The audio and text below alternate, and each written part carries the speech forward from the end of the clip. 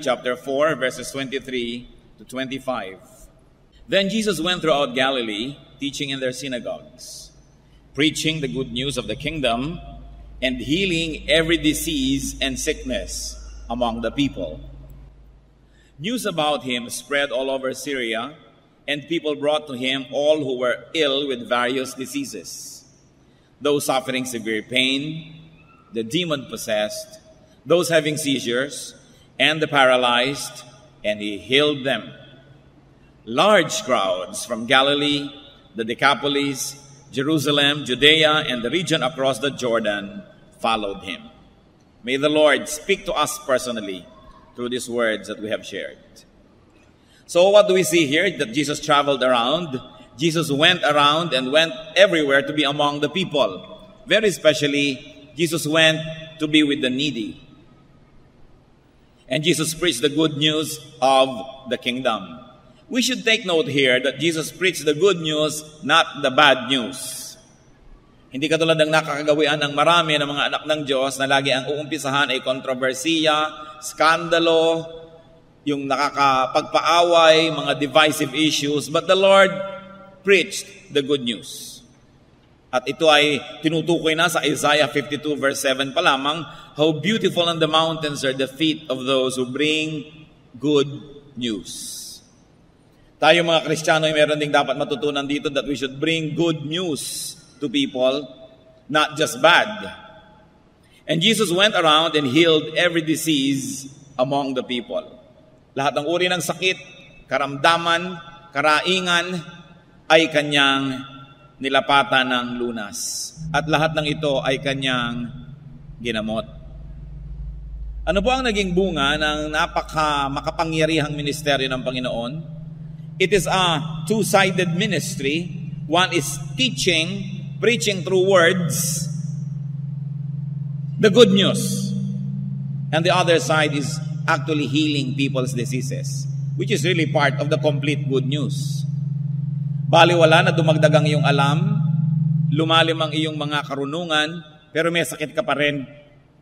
Baliwala na masaulo mo ang mga salita ng Diyos, ang mga laman ng Biblia, pero alipin ka pa rin ng masasamang espiritu.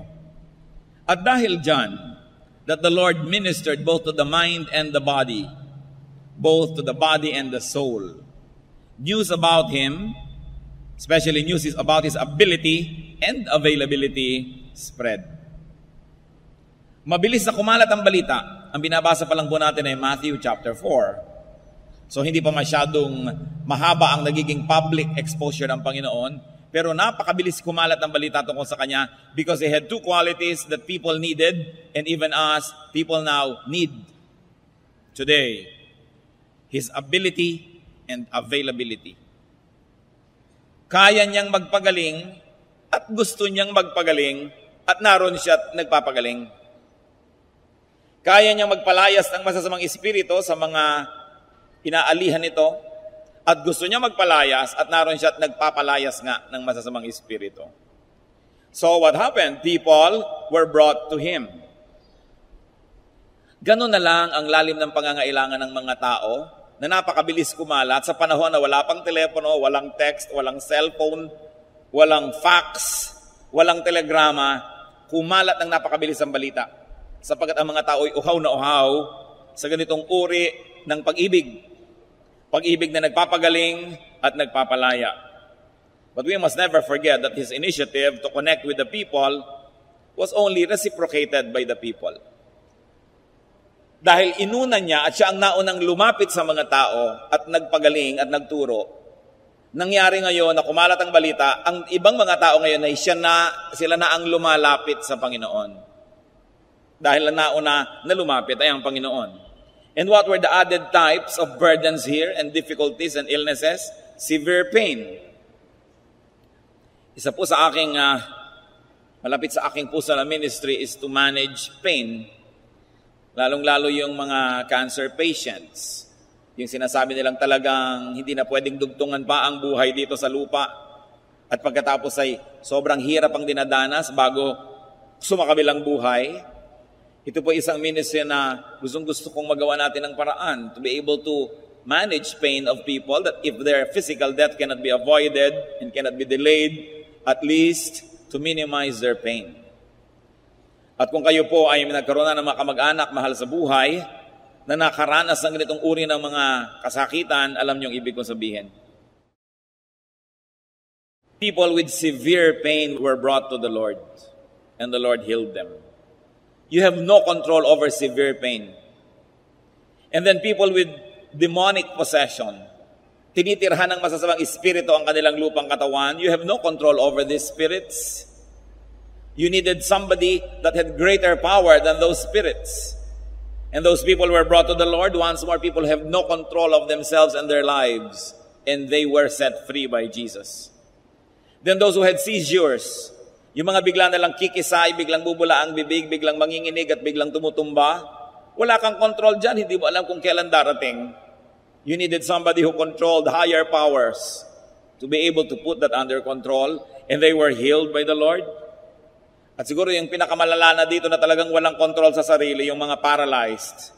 Mga paralitiko na ang sarili, hindi maitayo, hindi maigalaw ang sariling kamay, hindi maangat ang sariling paa, wala talagang kakontrol-kontrol.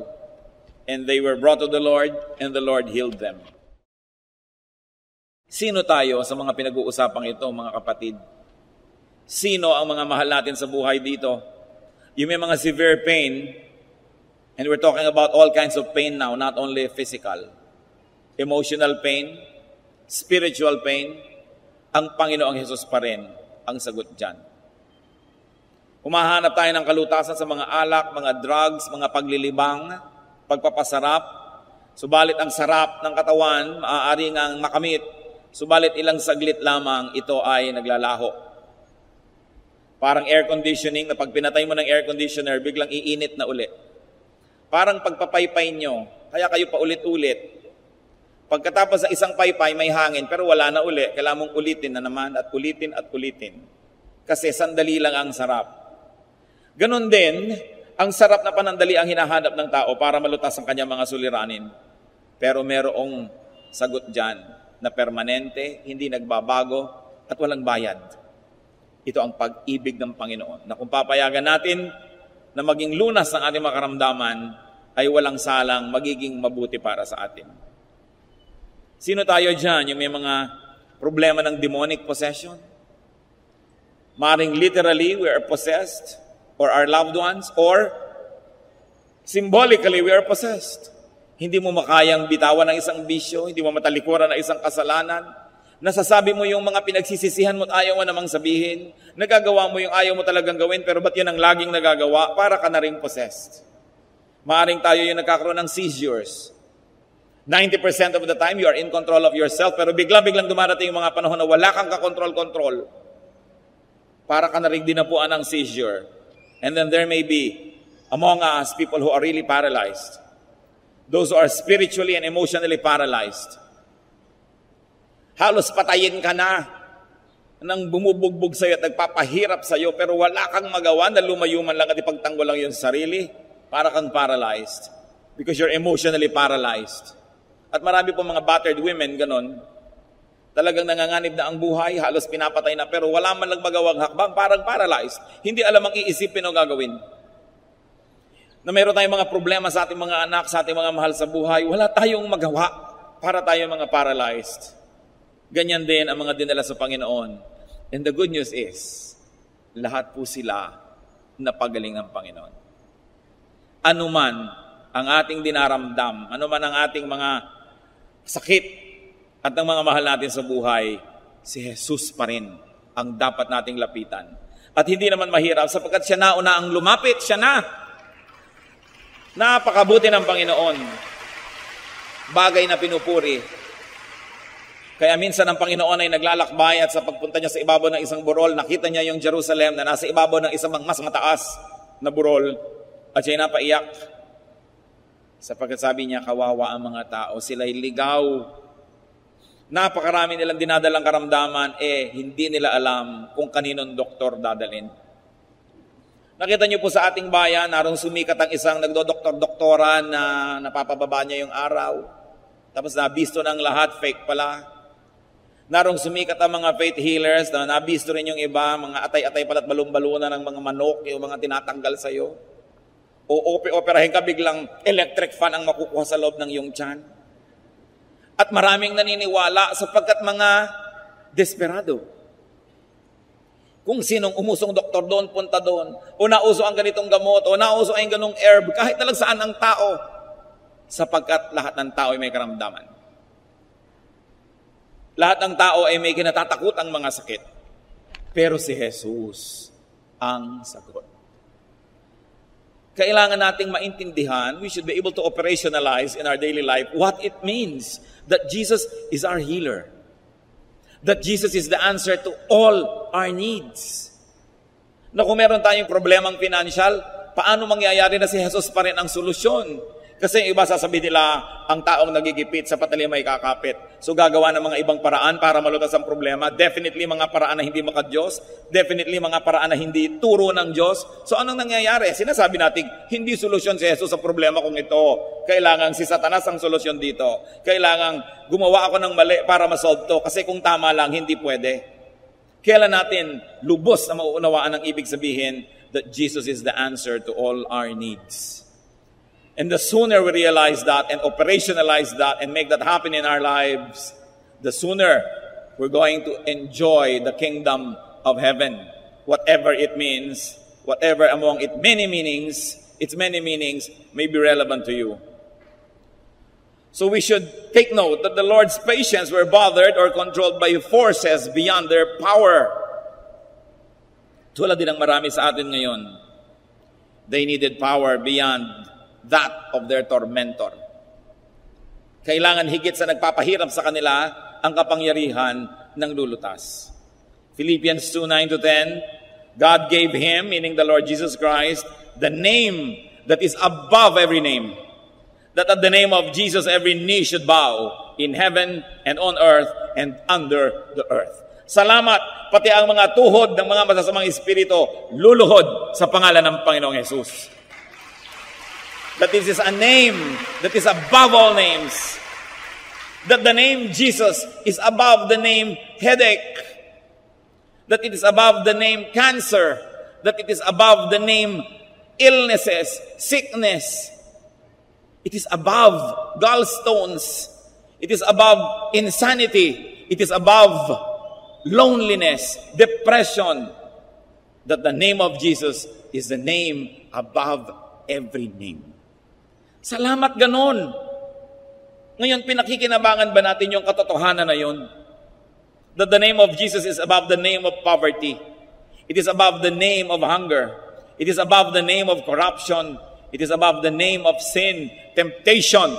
At kung, mga kapatid, ano man yung name ng taong umaalipin sa inyo, at buong giliw naman kayo nagpapaalipin, the name of Jesus is above that name. The name of Jesus above the name of inferiority complex. The name of Jesus is above the name of shyness. It is above the name of pain or sorrow or bitterness. It is above the name of the past. If your past was ugly and scarred, the name of Jesus is above that name. Napakalalim. Napakalalim.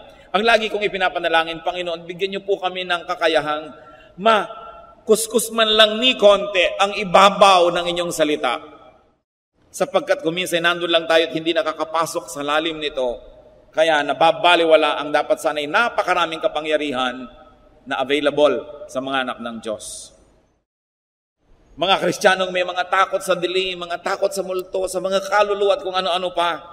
1 John 4:4, the one who is in you is greater than the one who is in the world. Bakit ka matatakot kung ang pangalan ng iyong Panginoon ay mas mataas sa anumang pangalan? At ang ranggo niya ay mas mataas sa anuman. Namnamin natin ito mga anak ng Diyos at ipamuhay. And definitely, you will realize that Jesus loves you. Ginawa ng Panginoong itaas ang kanyang pangalan at na-maintain niya yun. Salamat. Sapagkat kung siya ay nagkasala nung siya ay nabuhay sa lupa, kung siya ay nagpakahina, bumigay, hindi na niya makiklaim that His name is above every name. Mawawalan tayo ng kampyon, mawawalan tayo ng tagapagtanggol, mawawalan tayo ng tatakbuhan, alang-alang sa atin, talagang pinaghirapan ng Panginoon na malampasan ang lahat ng pagsubok. Kaya dapat tayong laging nagpapasalamat sa Kanya. At kung humaharap sa pagsubok, alalahanin kung sino siya, na siya'y tagumpay, walang dahilan para matalo ang kanyang mga anak. Natatalo dahil nagpapatalo o nadadaya, nauunahan ng takot. Anong dahilan? Sapagkat mahal tayo ng Diyos, kaya niya ginagawa yon. At yon ay naramdaman ng marami. So Jesus was followed by people. Walang gimmick. Hindi niya sinasabing, tuwing linggo, alas 3 ng hapon, magpapagaling ako, dalhin lahat ng may sakit. Hindi niya kailangan gawin yon. Hindi siya nangangako ng kung ano-ano. Walang mga devices to attract people. The attraction of Jesus was the power of His words. The words that appealed to the mind and the words that quenched the longings of the Spirit. And He was followed by people from Galilee, from everywhere. Inisa-isa po yan sa Biblia at hindi maliit na bagay na inisa-isa. Ang mga sumunod sa Kanya from Galilee, from the Decapolis, from Jerusalem and Judea, and from the regions across the Jordan. In other words, lahat ng mga lugar, may mga kinatawan na sumusunod sa Kanya. Jews and Gentiles alike, the young and old, men and women, the wise and the not so wise, the learned and the not so learned, the rich and the poor, follow the Lord. Ano pong mga challenges ng katotohanan na yan, mga kapatid? That the lovable Jesus did the first move. He did the first move to be with people, to teach, and to heal. John 1:14, the Word became flesh and made His dwelling among us. Nagsakatawang tao ang Panginoon para makiisa, makibilang, makisangkot, makihalubilo sa atin. Sapagkat di natin kaya, ang Panginoon, siya na ang lumapit. And already able, because He is the Son of God, He made Himself available. And because the Christian must be like Christ, Christian, you must be able. Siyempre may ability tayo. Hindi naman napupunta sa isang tao ang lahat ng abilidad, lahat ng kakayanan. But every person is gifted by the Holy Spirit to have an ability. May ability kang mang-encourage, may ability yung isa mang-rebuke, may ability yung isa na tumulong, may ability yung isa na manalangin, may ability na umawit, kung ano-ano. But you should not stop at being able. You should be available. Just like Jesus. You must be available. Hindi mo pwedeng ipagkait ang abilidad na ibinigay sa iyo ng Diyos, lalong-lalo sa kanyang iglesia, lalong-lalo sa church, which is His body, of which the head is Jesus. If you are not present, if you do not surrender your ability to the body, you are cheating all of us. Because God gave you an ability to be part of the patrimony of the whole church. Parang ikay bawang, absent ka, paano magkakaroon ng ginisa? Ang present lang yung sibuyas at kamatis. Magsisigang sa miso, ikaw yung miso, absent ka, di hindi sinigang sa miso. Ano pong ability nyo, mga kapatid? Alam nyo yan? Available ba kayo? O yung mga ability nyo, itinitinda nyo lang sa labas. That you have a lot of skills, but you market your skills elsewhere, and your skills are not available to the church. Pinagkakaperahan, pinaghahanap buhay yung mga skills, talent na ibinigay ng Diyos, pero pinakikinabangan ba ng iglesia? Napakahalagang tanong. Kasi kung si Lord able lamang at hindi naman available, di baliwala. Hindi siya nakatulong. Remember that as like Jesus, you should be able and available. Dapat available ka to pray for others. Kung hindi man, you're available to sing, to lift up the feelings of people, or to give glory to God. Or you should be able to teach. May talent ka, creative ka, artist ka, pinapakinabangan ba ng Diyos?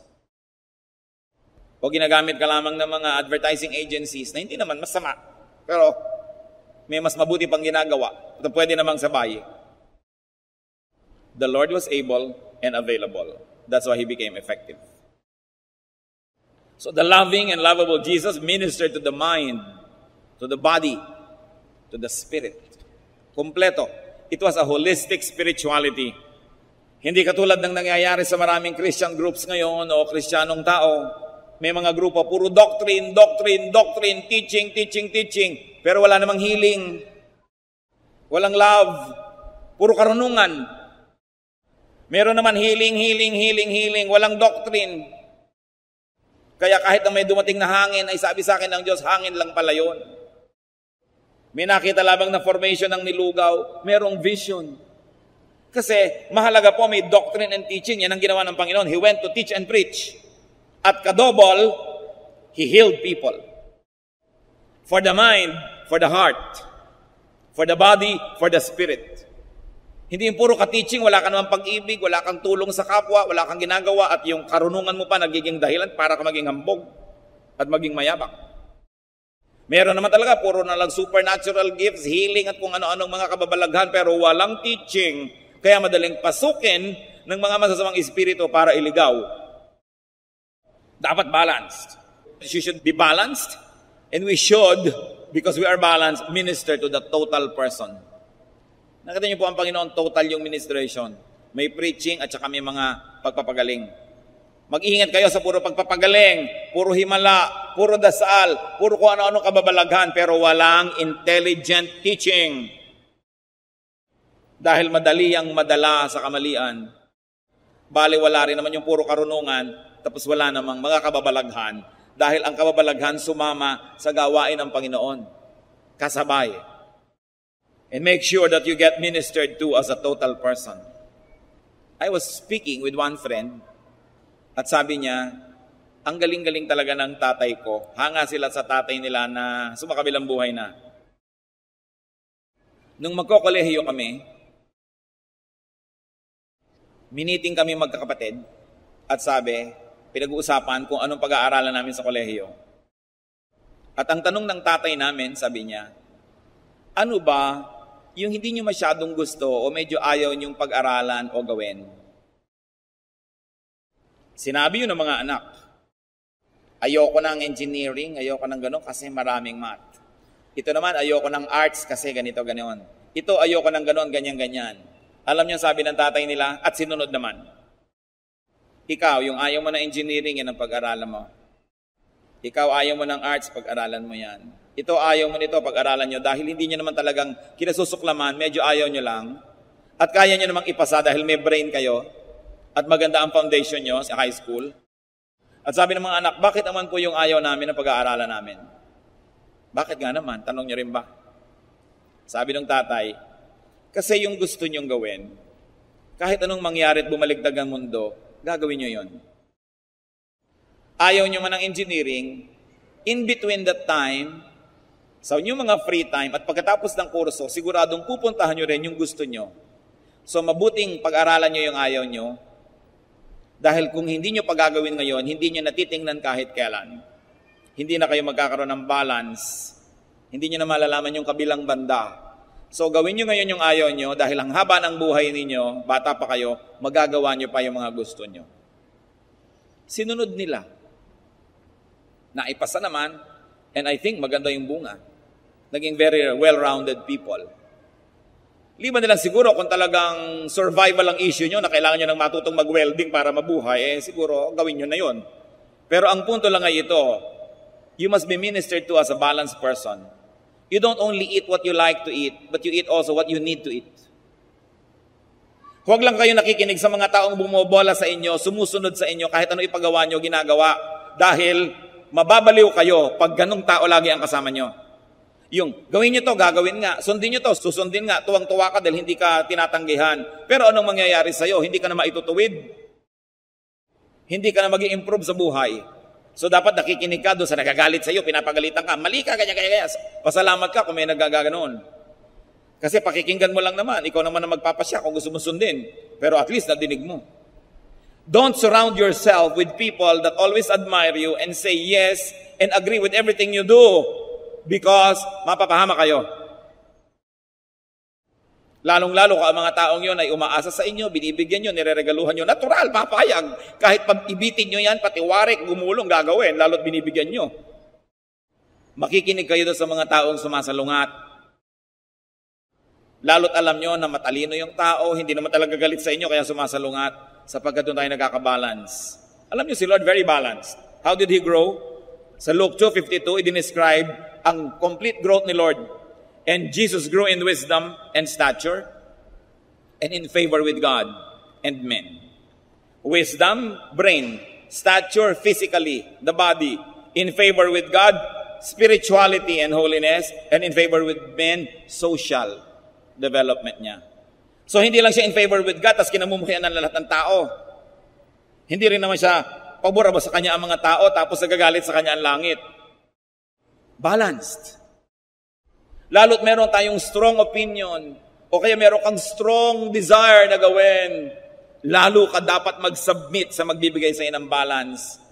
Dahil pag walang nagtutuwid sa iyo, kung saan-saan ka dadalhin ng iyong mga haka-haka at imahinasyon, you need people that will pull you back to the ground.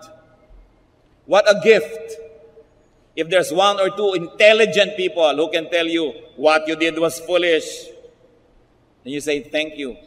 You are using your intelligence to correct me. Huwag natin gagayahin po yung mga hangal na nagagalit pag sila'y itinutuwid. Magpapasalamat ka sa kumakalo sa iyo pag sobra ka na. Huwag kang magagalit. Because you will be destroyed when intelligent people do not care about you and do not want to stop you. Napakalaking pagpapala na may nagbibigay ng balanse. At yan ay binigay ng Panginoon. The people were spiritually hungry, He fed them. The people were weak, He strengthened them. Balance. And you know, even now people are harassed and burdened with pain. They are captured and imprisoned, sometimes fully controlled by evil forces, turning them into paralyzed beings.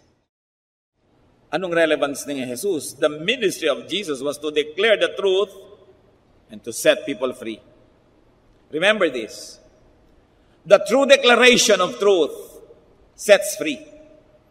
John 14:6, Jesus answered, I am the truth.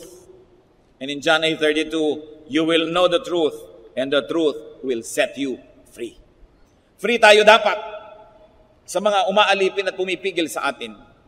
Dapat ay malaya tayo mula sa mga ganyang mga sakit, lalong-lalo na emotional and spiritual illnesses.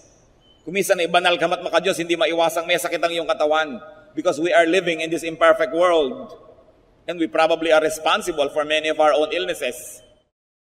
But the point is, the Lord promises to give us a clean slate in a spiritual way. Yung physical, hindi laging kasama. Hindi ko mo maka-Diyos ka, paghihimalaan ka physically.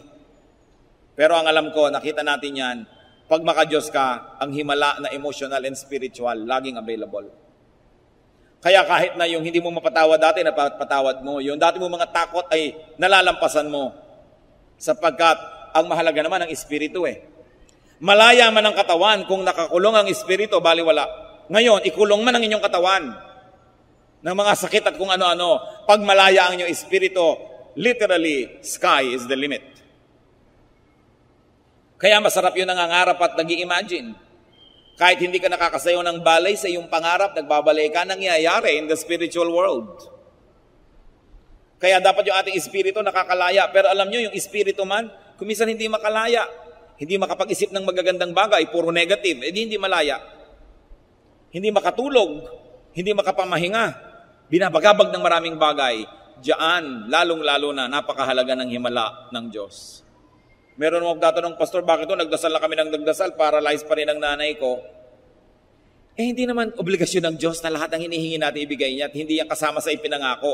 Pero ang pinapangako, spiritual freedom, emotional freedom, at higit naman yun na mahalaga. Pero, paano po nagpalaya ang Panginoon? Paano nagpagaling? Teaching first. Preaching first. Healing follows. Hindi pwedeng healing agad, wala namang teaching. Dahil pwedeng magkaroon ng parang healing, yung pala, deception lang yan ni Satanas para maniwala ka agad. Kaya yun pong may mga gifts of healing, halimbawa. Mga gifts of the Spirit na kakaiba, vision, dreams, prophecy, naniniwala tayong meron pa niyan hanggang ngayon. Pero, ang dapat na laging ginagawa ng taong naniniwalang meron siyang gift of a healing, of prophecy, of kung ano-ano, dapat lagi siyang nakikinig sa intelligent and spirit-filled preaching and teaching para magkabalance siya. Kasi kung lagi lang niyang sasabihin, may vision ako, may leading ako, paano man natitiyak na galing sa Diyos at hindi lang sa iyong emosyon? Kailangan lagi kang napasa sa ilalim sa gifts ng iba. The gift of knowledge, the gift of teaching and preaching must give direction to the other gifts that are difficult to validate. Hindi tayo puro emosyon. Kaya ang sabi sa Corinthians, the spirit of prophets are subject to the prophets. Ibig sabihin, may spirit ka, meron kang kung ano-ano, dapat subject yan to other prophets, hindi lang sa'yo. Dapat may accountability ka. Sapagkat madaling malasing at mahibang, lalo't emosyonal ka. Kung madali kang umiyak, madali kang malungkot, madali kang tumawa, emosyonal ka, bantayan mo yan. Kasi maaaring yan ang pasukin ni Satanas para kadayain. At kung may gift ka man, itinulak ni Satan na maging katawa-tawa, maging kakaiba na, maging weird, wala na tuloy maniwala sa'yo. Ba't ka may gift kung walang maniniwala sa'yo? Kaya ang mahalaga, pinaniniwalaan ka, hindi ka na pagkakamalang loka-loka, o may sira, o ganun. Dahil sino ngayon na makikinig sa'yo? Bali, wala ang gift. That's why, those who are gifted must surrender themselves to those who have the gift of knowledge and the gift of teaching. Then there will be balance. Ang mga sobra ay nakakalos, ang rough edges ay kumikinis, all for the glory of God. Kaya nga po kuminsan, marami mga churches, ang nagiging problema nila, yung mga madadasali na members, at saka yung mga mahilig sa mga kung ano-anong gifts, umaattend ng seminar dito, aattend doon, tapos dala-dala sa church, yung kung ano-anong katuruan. Dahil kung hindi nabibigyan ng kontrol yung mga yan, lumalaki kuminsan ng loob na kami ang kinakausap ng Diyos, kami ang mga prayer group, sa amin nire-reveal ang lahat. Yumayabang at nag-i-split ang church. Tell me, pag ganun ang nangyari, galing ba sa Diyos ang Espiritu na yon? Kaya dapat itinutuwid, inilalagay lahat sa lugar. Gusto ko pong bigyan ng diin, ang lahat ng may spiritual gifts, lalo fabulous gifts, must surrender to the pulpit and to the education department of the church. Because it is the knowledge that is verifiable that will validate the occurrences and events that are too difficult to validate. Dapat merong ganong control. Ngayon, if you encounter the truth, if you encounter the Lord, dapat ang kasunod, freedom. Nakita niyo si Zacchaeus, when he encountered the Lord Jesus Christ, biglang sabi niya, Lord, half of my money I'll give to the poor. Lahat ng aking mga dinaya, ibabalik ko, times 4. May natira pa kaya sa kanya? Siguro wala na. Pero bakit siya naging free? Marahil ang Diyos niya noon, pera. Kaya ngayon na si Lord na ang Diyos niya, yun ngayon ang patotoo niya na iba na ang Diyos niya, hindi na pera, bali wala na sa kanya. Pero kung hindi naman niyo pera ang Diyos, hindi ko man na-convert kayo kay Lord at naging Savior niyo siya, ipapamigay niyo na nga yung pera niyo kasi kung hindi naman yun ang Diyos niyo, hindi niyo kailangan tanggalin. The Samaritan woman, anti-social, alas 12 na tanghali, iigib para walang makitang kapwa-tao doon sa balon. Pero nung na-encounter niya ang Panginoon, pumunta pa sa village, sabi niya, I have met somebody. Kailangang makilala niyo siya at hinakot yung mga tao sa Panginoon para maturuan. Yung babae na nag-iipon ng kung ano-ano mga pabango para sa kanyang sarili, nung nakilala niya ang Panginoon at nakalaya siya, yung pabango niyang mahal, binasag niya at binigay niya sa Panginoon. Because when you encounter the truth, the automatic result is freedom. Ito ngayon ang tanong, are you free? Alam nga naman, lagi mo nadidig yung salita ng Diyos, tapos kirida lang, di mo maiwan-iwan. Alam nga naman na nakikinig ka lagi at nagba-Bible study, pero bisyo lang, hindi mo matalikuran. You are not free. Kailangan, after the truth is heard, freedom follows. So kailangang tanggapin ng buong buo yung truth, submit to the truth, so that you will be free. Galatians 5:1, it is for freedom that Christ has set us free. Teaching without healing is only half the work and pointless. Talagang yung tunay na teaching, powerful and truthful, must set people free. At pag kayo po napapalaya ng inyong nadidinig, sigurado, susundan-sundan nyo kung kanino nyo man yun nadidinig. Dahil napapalaya kayo, kayong nakakaalam na tumatalab ang salita ng Diyos. At ganyan ang ginawa ng mga tao sa Panginoon. Sinundan-sundan siya kahit sa siya magpunta. Kasi nakakalaya sila pag nagbubukas siya ng bibig at nagtuturo.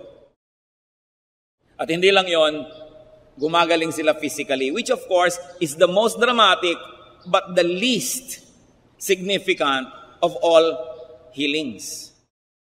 Yung physical healing, yung nakahigang tumayo, yung pilay na naglakad, dramatic yan. Pero mababaw yan, mga kapatid. Mas malalim yung hindi physical ang healing, kundi emotional. Spiritual. Yung dating hindi niya makita ang katotohanan, nakita na. Yung dating hindi magkalakas ng loob na gawin na mabuti, ngayon ginawa na. Yun ang mas malaking himala. Kaya lang ang mga tao, mabababaw. Ang pinaka gusto natin laging nakikita, yung pangkatawan, yung pang-physical. Kaya iba tuloy, yun ang mga gimmick nila at mga trick para maraming makinig. Yung mga healing, in front of the TV, blah, blah, blah, blah, blah. Makakapagsalita na, hindi mo naman malaman kung artista ba yun o inilagay doon. You know, kailangang i-emphasize yun because most of the people are always longing for physical manifestations. Kaya dinadaya tayo ng mga espiritu, lagi may mga physical, dyan dahil ang hilig ng tao.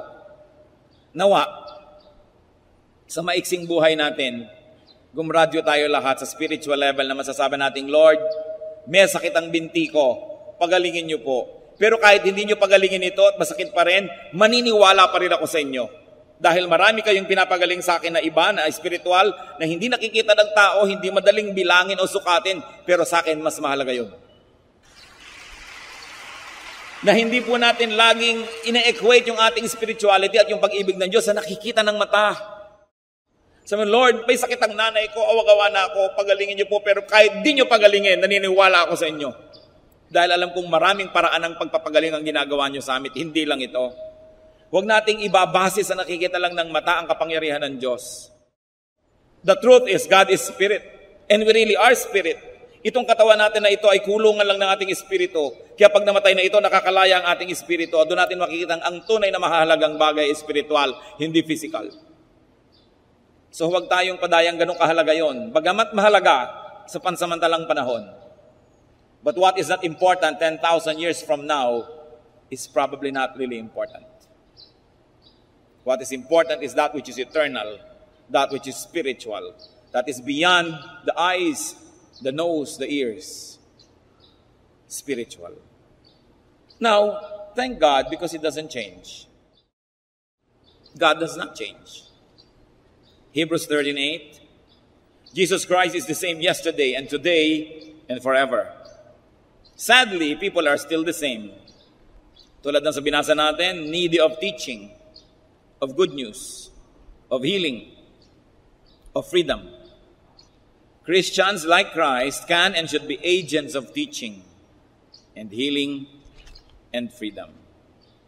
Kailangan makita natin na nagagamit tayo ng Panginoon para sa kagalingan ng iba, para makapagturo, to preach the good news. Of course, as we have already established, healing can be physical, healing can be spiritual. Kung sobra kayong pinagpala, parehong pagpapala dumadating. Pero kahit wala yung physical, yung tayo pinatawad sa ating mga kasalanan, yun ang pinakamalaking healing na importante. Yun ang ticket natin to eternity, that you have been made whole through the blood of Jesus. Whether or not you are dismembered physically, whether or not you are ill physically, that your soul is going to God when you die is already the biggest healing of all. Yun pa lang, salamat na, kahit wala nang ibang dagdag. Kaya hindi na tayo masyado dapat palaasa. Kinokondisyon na ng Diyos. Diyos ko, pag pinagaling mo po ako, itong gagawin ko. Ba't hindi pa ba sapat sa yung pinagaling ang iyong kaluluwa? Na pag bigla kang namatay dyan, pupunta ka sa presensya ng Diyos? Let us not be deceived by that which is seen by the eyes. Now, Jesus always goes to people, even now. Sabi niya sa Revelations 3:20, "Here I am, I stand at the door and knock. If anyone hears my voice and opens the door, I will come in and eat with him, and he with me." Narito ako, tumutok-tok sa pintuan. Sino man ang makarinig ng aking tinig at pagbuksan ako, papasok ako at makikisalo sa kanya sa pagkain. Sa Israel po at sa mga desert cultures sa Middle East, yung makisalo ka sa hapagkainan sa isang tao ay napakabanal na gawain. That if I ate with you, it means I will die for you if needed. So hindi lang basta't merienda o kainan itong pinag-uusapan ng Panginoon. Sabi niya, kumakatok ako sa pinto, pag pinagbuksan mo ko, I will die for you. I will protect you. Pagbuksan mo lang. Pero paano pagbubuksan kung hindi nadidinig ang katok? Kaya ang sabi, if anyone hears my voice. Marami pong nakikipag-agawan sa ating tainga. There are many sounds and voices that compete for our ears. Sino bang pinapakinggan nyo? The law of impenetrability says that only one thing can occupy one place at one time. So kung may pinili na kayong ibang pakinggan at hindi yun ang Panginoon, paano nyo madidinig yung katok? Kailangan piling-pili ang pinapakinggan. At nang sa gayon, marinig natin yung oras na pumatok ang Panginoon. At willing tayo dapat siyang pagbuksan. Lumalapit siya. At kung di man siya, nakikita natin nadidinig na lumalapit, edi tayo ang lumapit. Sabi sa Jeremiah 29:13, "You will seek me and find me when you seek me with all your heart." May magsasabi, "Pastor, bakit po ganun? Parang ang layo ng Diyos. Ano man ang pagsisikap ko, hindi ko siya makita." Sabi ko, ginagawa mo sinungaling ang Diyos. Sabi sa Jeremiah 29:13, "You will seek me and find me if you seek me with all your heart." Baka hindi buong puso ang paghahanap mo. Naghahanap ka pero may kondisyon. Susunod ka pero may kondisyon.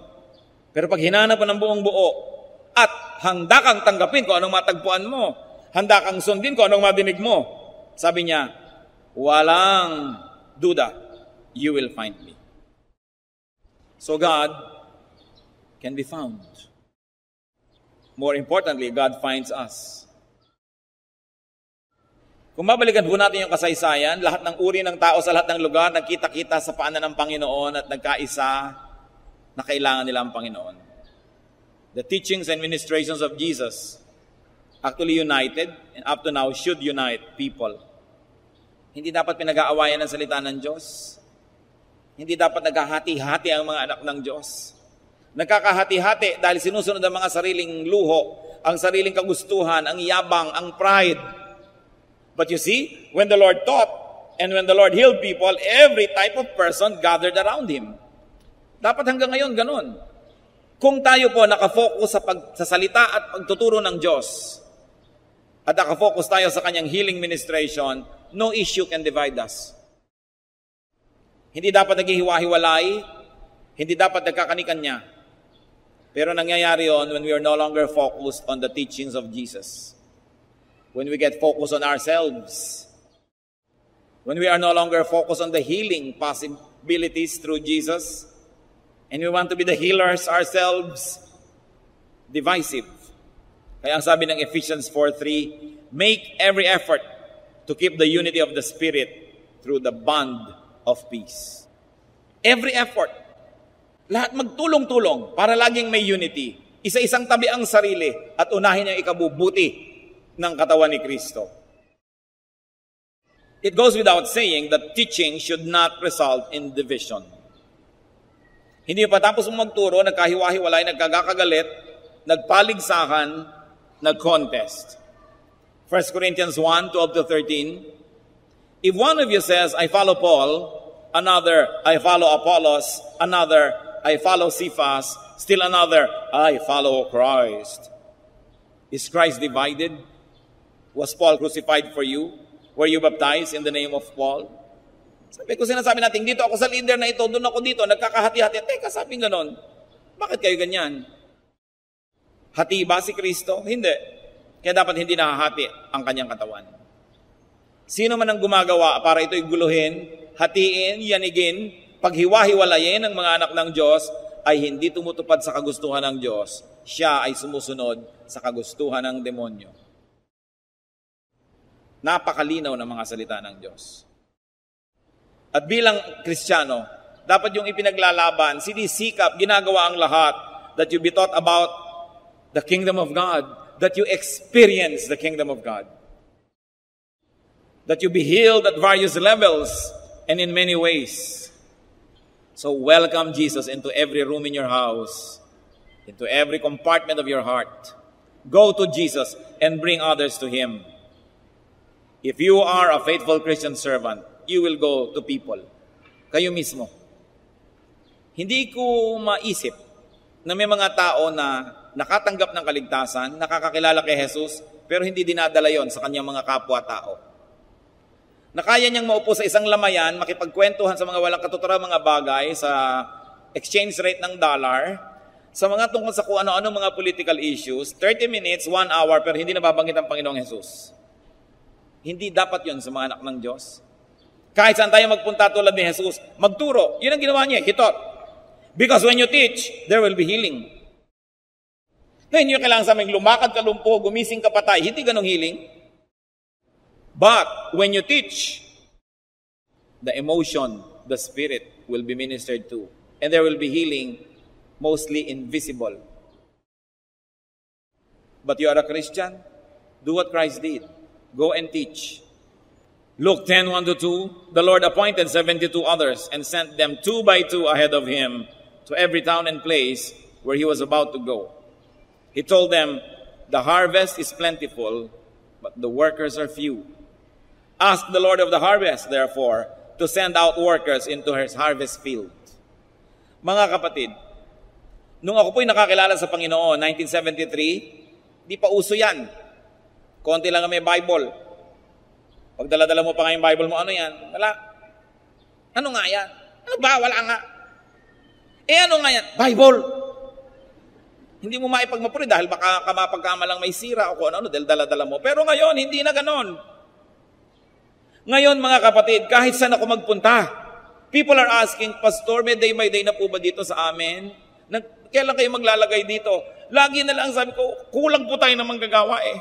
Alam niyo po ang tingin ko ngayon, dahil siguro sa panalangin ng mga nauna sa atin, nung mga Kristiyano, nung unang panahon pa, 1910, 1920, na halos talagang para kami ketong ang tingin ng mga tao dito pag nagba-Bible ka nun.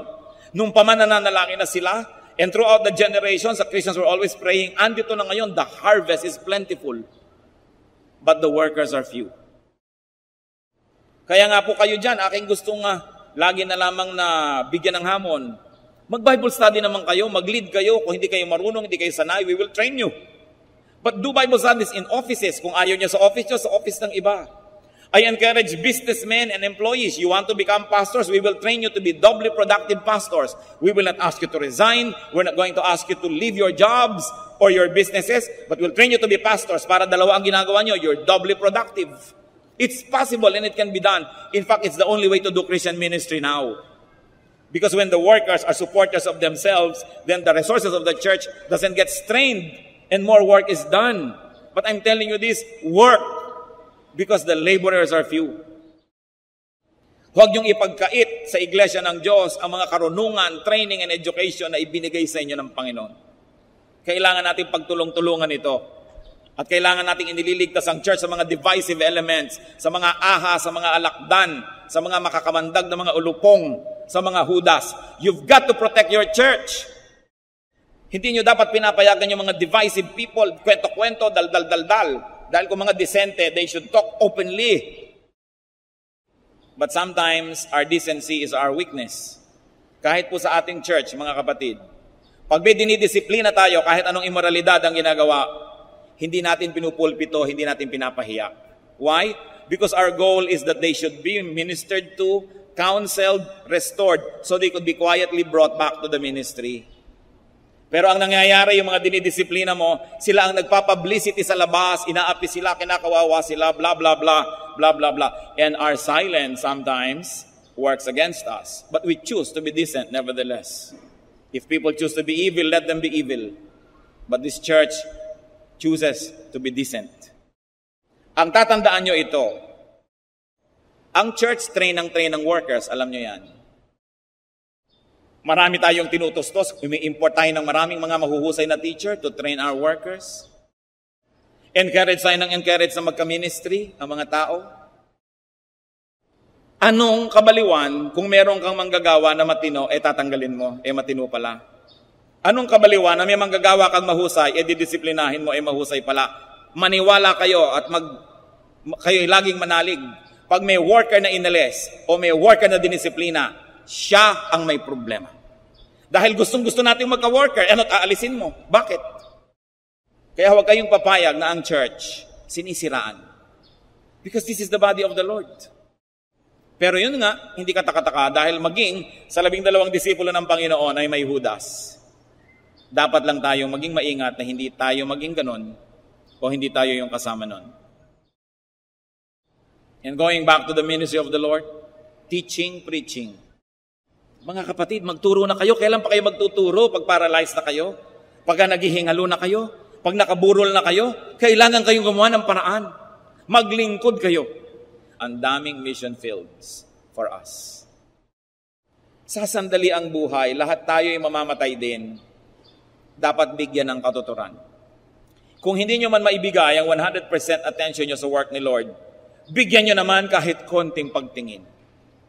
Maski kaprasong kabahagi ng ating buhay, huwag lang yung uupo dyan paglinggo and see you next week.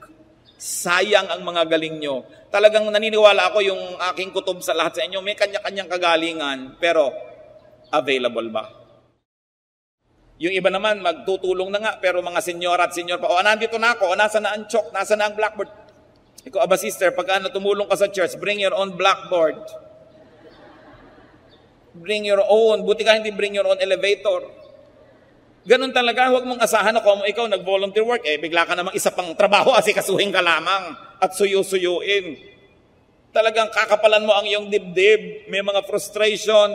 Kung minsan yung katrabaho mo, katulad mo rin nagsisimula, hindi rin marunong o naiinis ka. Pero pag nagpadala ka doon, walang matitira sa army ng Diyos. Kailangan mo, nandito ako dahil tinatawag ko ng Diyos. Kahit ano, pag makita ko dito, mag-enjoy ako at hindi, gagawin ko dahil itong dapat. Hindi dapat maninipis. When you go to people and when you minister to them, people will also go to you and find satisfaction. This is always the best. That when you minister to people, they find satisfaction. Remember that the goal and result of teaching is healing. Baliwala ang teaching that doesn't end in healing. So heal and be healed. Tulad ngayon, ano pong healing ang kailangan natin sa Panginoon ngayon? Diyos naming Ama, tulad ng mga tao doon na naghahabol kay Jesus, ganyan din kami ngayon. Sari-sari ang aming mga karamdaman. Physical, emotional, spiritual. Nananalig kami sa iyong salita. Nananalig kami sa iyong galing. Nananalig kami, Panginoon, sa iyong pag-ibig. Pagalingin niyo nga po kami. Pagalingin niyo po kami. Panginoong Diyos, nakita mo po kung mga anak mo, naniniwala na kayo'y nagbibigay. Naniniwala sa inyong kapangyarihan. At higit dyan, Panginoon, dahil alam na may pangangailangan. Kumilos kayo, Panginoon. O Lord God, in the name of Jesus, your Son, open the windows of heaven and pour blessings upon these people. Alang-alang sa mga sugat ni Jesus. Alang-alang sa kanyang pagpasa ng krus na mabigat. Alang-alang sa kanyang laman, buto at mga litid na tinagusan ng mga bakal na mga pako, Panginoon. Alang-alang sa dugong tumahigi sa kanyang mga bahagi ng katawan at sa kanyang noo, Panginoon, sa koronang tinik na kanyang sinunong. Alang-alang sa kanyang kamatayan at pagkabuhay na muli, Panginoon, ngayon din, hinihiling ko, pagalingin yung mga anak niyong ito. Wala naman kami ibang lalapitan, kayo lang. Wala kaming nais kilalaning Diyos, kayo lang. Wala kaming matatakbuhan, kayo lang. And your name, O God, is the name above every name. It is above whatever name of illness we have right now. It is above the name of the sickness that we're bringing at the feet of Jesus. Release blessings. and give us eyes to see the answer to our request. Pagpalain mo, Panginoon, ang iyong mga anak. Wala kaming patago, subalit humihingi kami at nangangahas na gawin ito ayon sa iyong pangako, ayon sa iyong salita at ayon sa iyong pag-ibig. Mga kapatid, in the name of Jesus Christ, our Most High God, our Savior and Lord, in faith, lift up your hearts and receive what you are asked of Him. He is the same yesterday, today, and tomorrow. God doesn't change. Yung nilapitan nila noon na Jesus, siya pa rin ang Jesus ngayon. Lumapit kayo at tanggapin. Ayon sa iyong pananalig, buksan niyo ang inyong puso. Tanggapin ang pagpapalang ipinagkakaloob na sagot sa inyong hiling. Salamat po, Ama, sa iyong pagdinig. Naniniwala kami, Panginoon, kumilos kayo. Kumilos kayo sa aming kalagitnaan. Walang duda na dumidinig kayo ng mga panalangin at hindi kayo nagbabago. Thank you, Lord, for healing.